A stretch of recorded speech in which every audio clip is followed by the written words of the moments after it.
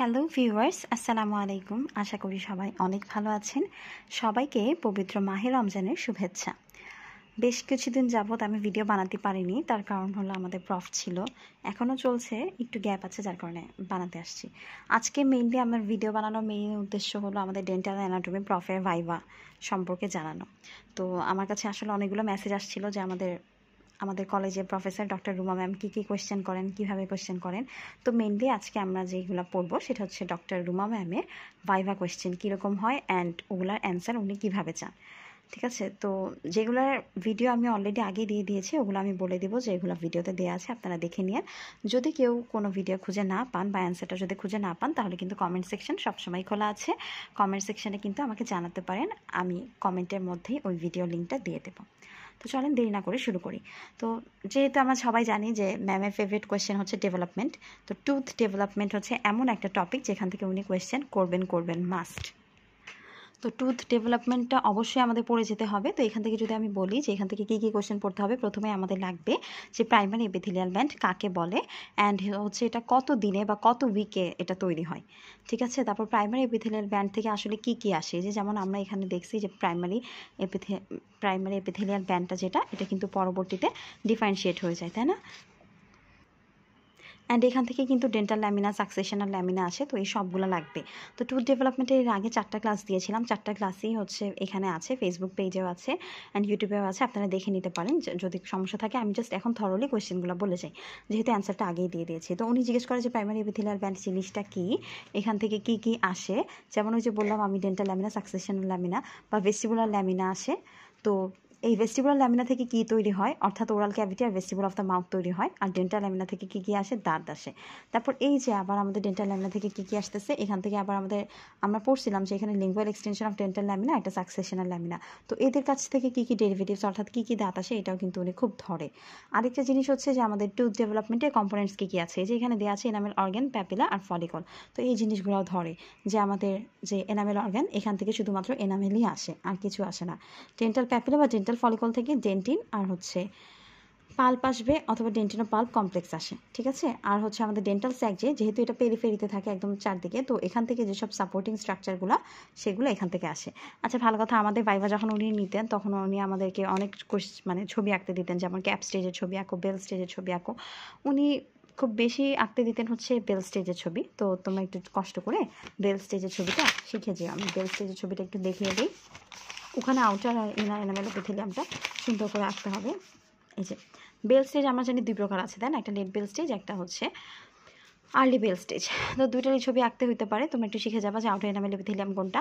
এখানে আবার এটার কনভেক্সিটিটা একটু বাহিরের দিকে আছে, তো এটাকে আমরা চারদিকে আউটলাইন করে দিব। হ্যাঁ, এই আউটলাইন করে দিব, করে তারপরে হচ্ছে এটার মধ্যে আঁকবো। আচ্ছা, যাই হোক, ছবিটা মনে হয় তোমাদের আঁকতে নাও দিতে পারে যেহেতু প্রফ। আর এখান থেকে একটা কোয়েশ্চেন উনি মাস্ট করবে, সেটা হচ্ছে আমাদের স্টিলের রেটিকুলামটা কেন স্টার শেপের হয়। এটার অ্যান্সার কিন্তু আমি দিয়েছি যে এখানে গ্লাইকোজাইম না গ্লাইকেন্স থাকে।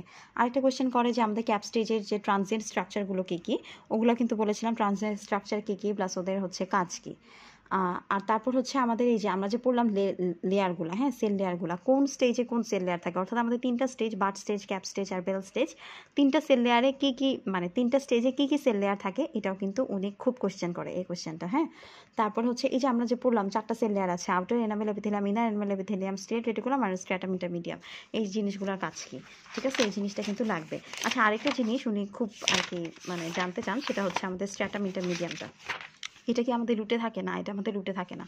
ঠিক আছে, রুটে থাকে না বিধায় কিন্তু এখানে কোনো ধরনের এনামেল ফর্ম হয় না।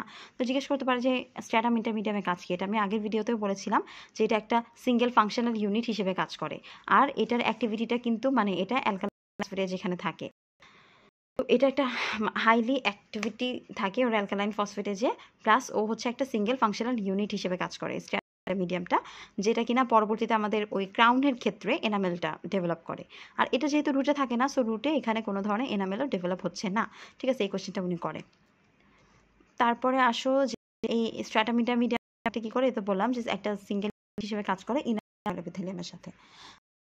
এপিথেলিয়াম কাকে বলে, ইনামেল এপিথেলিয়াম কাকে বলে, কাকে বলে, সার্কুলার লুপ কাকে বলে, সব কিন্তু এখানে থাকবে। ঠিক আছে, কিছু তারপরে একটা সেল ফাংশন আসতে পারে। এখান থেকে জিজ্ঞেস করে যে প্রাইমারি এপিথেলিয়ামটা কখন ভেঙে যায়। ওটা তো বললাম যে ওই যে গুলো তৈরি হয়। তারপরে লেট পেল স্টেজে চেঞ্জ হয়। এখানে চেঞ্জ, এখানে দুই চেঞ্জ বোঝায়। হচ্ছে আমাদের ক্রাউন প্যাটার্নটা আর কি করে, আর fate of dental. Fate of dental lamina থাকবে, ওটা কিন্তু ওই ফার্স্ট বা সেকেন্ড ভিডিও হয়তো আপনারা পেয়ে, আমার এক্স্যাক্টলি মনে নেই, কিন্তু পেয়ে যাবেন। তারপর রুট ডেভেলপমেন্টটা কখন শুরু হয় এটাও জিজ্ঞেস করে। তারপর ধরেন যে ক্রাউন আগে ফর্মেশন হয় নাকি ডেন্টিন আগে ফর্মেশন হয়। তারপরে আমাদের ক্রাউনের ক্ষেত্রে আগে কে তৈরি হয়, এনামেল তৈরি হয় নাকি ডেন্টিন তৈরি হয়। তারপরে আমাদের এই যে লুপটা অ্যাকচুয়ালি তৈরি হচ্ছে, এই সার্ভাইকাল লুপটা কোথায় তৈরি হচ্ছে, কি হচ্ছে, সার্ভাইকাল লুপ থেকে আস্তে আস্তে তৈরি হচ্ছে, জিনিসটা অনেক ধরে এই জিনিসগুলো এখান থেকে। তো আসলে পুরাটা যদি বলি তাহলে আমাদের টুথ ডেভেলপমেন্টের আমি আমার পেজে আর কি ভিডিওগুলো ঘেটে দেখলাম যে অলরেডি এখান থেকে ফাংশন পর্যন্ত ছিলাম। এখন লাস্ট যতটুকু বাকি আছে সেটা হলো এই যে আমাদের আউটার আর ইনার এনামেল এপিথেলিয়ামটা মিলে এসে যে আমাদের হার্টপিক এপিথেলিয়াম রুটশিট তৈরি করতেছে, এটা মনে হয় আগের ভিডিওতে বলি না, তো বলি। ধরো যে এইটা বাইরে থেকে আমাদের থাকে আউটার এনামেল এপিথেলিয়াম, ভিতরের দিকে থাকে ইনার এনামেল এপিথেলিয়াম। হ্যাঁ, তো ওরা সার্ভাইকাল পোর্শনে এসে একটা সার্ভাইকাল লুপ তৈরি করে। তো এই লুপটাই দেখা যায় পরবর্তীতে আস্তে আস্তে বড় হয়ে যার কারণে প্রলিফারেট হয়ে যায়। প্রলিফারেট হয়ে ওরা কি তৈরি করে, হার্টপিক্স এপিথেলিয়াল রুটশিট। তো এটা উনি খুব জানতে চায় যে হোয়াট ইজ হার্টপিক এপিথেলিয়াল রুটশিট আর এটা কিভাবে ফর্ম হয়।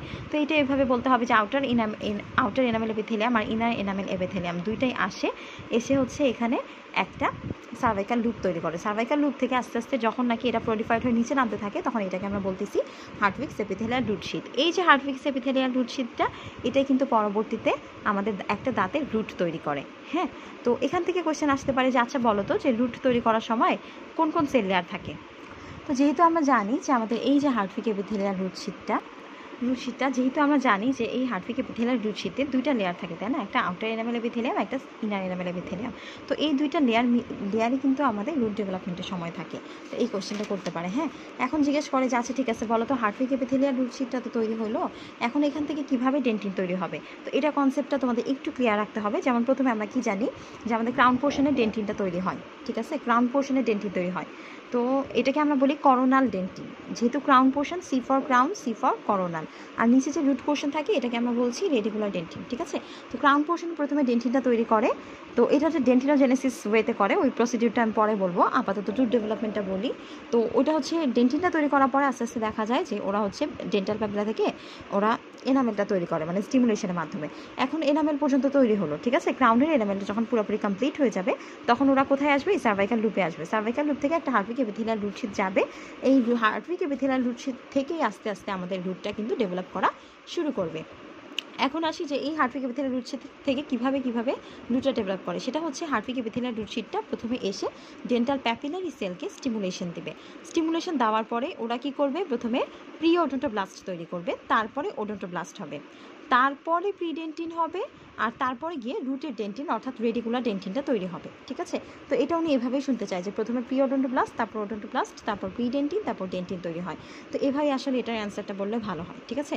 তো এরপর জিজ্ঞেস করে যে আচ্ছা বলো তো যে ফার্স্ট ফর্ম যে আনমিনারালাইজড ডেন্টিনটা, এটাকে আমরা কি বলবো, ঠিক আছে। তো ফার্স্ট ফর্ম যে আনমিনারালাইজড ডেন্টিনটা যদি বলে যে মানে সবার আগে কোন ডেন্টিনটা তৈরি হয়, তাহলে তো আমরা জানি যে একদম সবার আগে যেটা হয় সেটা কিন্তু আনমিনারালাইজ থাকে, আর ওই ডেন্টিনের নাম কিন্তু ম্যান্টাল ডেন্টিন, হ্যাঁ, যেটা কিনা ক্রাউন পোর্শনে হয়ে থাকে। তো এরপর জিজ্ঞেস করতে পারে যে আচ্ছা এটার লোকেশনটা কোথায়। তো এটার লোকেশন যদি জিজ্ঞেস করে তখন তোমরা বলবা যে এটার লোকেশন হচ্ছে জাস্ট আমাদের ডেন্টিনো এনামেল জাংশনের ঠিক নিচেই থাকে, ওকে। তো এই যে এইটা একদম ফার্স্টের দিকে পালপাল বর্ডারে তৈরি হয় ডেন্টিন এনামেল জাংশনের নিচে, পরবর্তীতে দেখা যায় ওইটা আস্তে আস্তে মডিফাই হয়ে বাকি ডেন্টিনগুলোতে কনভার্ট হয়। যেমন আমরা জানি যে প্রথমে মেন্টাল ডেন্টিন, তারপর আস্তে আস্তে ওরা কি হয়, ওরা সার্কামপালপাল ডেন্টিন হয়, ওখানে প্রাইমারি ডেন্টিন হয়, সেকেন্ডারি ডেন্টিন হয়, এভাবে করে আস্তে আস্তে ওরা বাকি ডেন্টিনগুলোতে কনভার্ট হচ্ছে, ঠিক আছে। তো এইভাবে করে হচ্ছে মেনলি আমাদের রুটটা ডেভেলপ হচ্ছে। তো যেটা বললাম যে এই কোশ্চেনটাই বেশি করে যে কোন ডেন্টিনটা আগে তৈরি হয়। তারপর জিজ্ঞেস করে যে আগে কি ক্রাউনের ডেন্টিন তৈরি হয় নাকি রুটের ডেন্টিন। অবশ্যই আগে ক্রাউনের ডেন্টিন তৈরি হবে, ঠিক আছে। সবসময় মনে রাখবেন যে একটা দাঁত তৈরি হওয়ার সময় আগে কিন্তু ওর ক্রাউনটা তৈরি হতে হয়, পরবর্তীতে ওর রুট তৈরি হয়। একটা ক্রাউন তৈরি হয়ে যখন নাকি সার্ভাইকাল লুপ পর্যন্ত আসলো, ওখান থেকে ওরা হার্টপিক এপিথেলিয়াল রুটশিটের মাধ্যমে একটা রুট তৈরি করলো, ওখান থেকে আস্তে আস্তে পরবর্তীতে রুটটা তৈরি হওয়া শুরু করে যখন নাকি ক্রাউনটা পুরোপুরি ডেভেলপ হয়ে গিয়েছে তখন। আচ্ছা, তো এই ছিল মোটামুটি আমাদের টুথ ডেভেলপমেন্টের কোয়েশ্চেন। আর টুথ ডেভেলপমেন্টের যদি যদি এইটা নিয়ে কারো কোনো ধরনের সমস্যা থাকে তাহলে কিন্তু আমাকে কমেন্ট সেকশনে জানাতে পারেন। কেউ যদি কোনো ভিডিও খুঁজে না পান সেই ক্ষেত্রেও কমেন্ট সেকশনে জানাতে পারেন। ভিডিওগুলো কিন্তু সবগুলোই ইউটিউবে থাকবে, আপনারা চাইলে ডাউনলোড করে আমার মতো আপনাদের ফ্রি টাইমে ভিডিওগুলো দেখে নিতে পারেন। আর কারো যদি কোনো সমস্যা থাকে তাহলে তো আমাকে বললাম যে কমেন্ট সেকশন সবসময় খোলা আছে। আর ইউটিউবের নামও কিন্তু same, tales of medical studies. ওখানে চাইলে আপনারা সাবস্ক্রাইব করে রাখতে পারেন, যেহেতু নতুন চ্যানেল তো সার্চ দিলে আসবে না সাধারণত। যদি খুঁজে না পান তাহলে আমাকে বলবেন, আমি কমেন্ট সেকশানে ইউটিউবের লিঙ্কটা দিয়ে দেবো। আর ভিডিওটা যদি আপনাদের কাজে লেগে থাকে তাহলে কিন্তু অবশ্যই আমাকে জানাবেন। যদি এমন কিছু থাকে যেটা আগে জানতেন না এখন জেনেছেন তাও কিন্তু জানাবেন। যেহেতু এগুলো সব আমি আগের ভিডিওতেই বলে দিয়েছি তাই এটা আমি আর বেশি লেন্দি করলাম না, এটা শুধুমাত্র ট্রুথ ডেভেলপমেন্টের মধ্যেই রাখলাম। আর যেহেতু সময় আছে তো এটার অ্যান্সারগুলো আমি একটু একটু আপনাদেরকে বলে দিই। যেমন আমরা হচ্ছে প্রথমে দেখেছি যে ডেন্টাল ল্যামিনাটা, হ্যাঁ, তো এটা ফেটটা কিন্তু জিজ্ঞেস করে।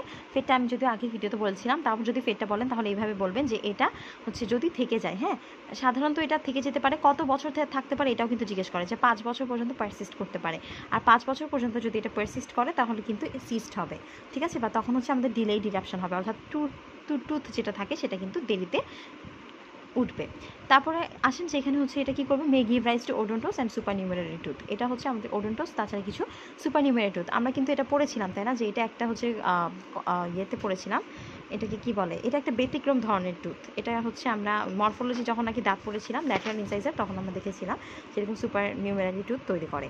আচ্ছা, আর ভিডিওটা এত বড় বানাচ্ছি না কেন, কারণ ফেসবুকে না আসলে 12 মিনিটের বেশি ভিডিও আপলোড করা যায় না।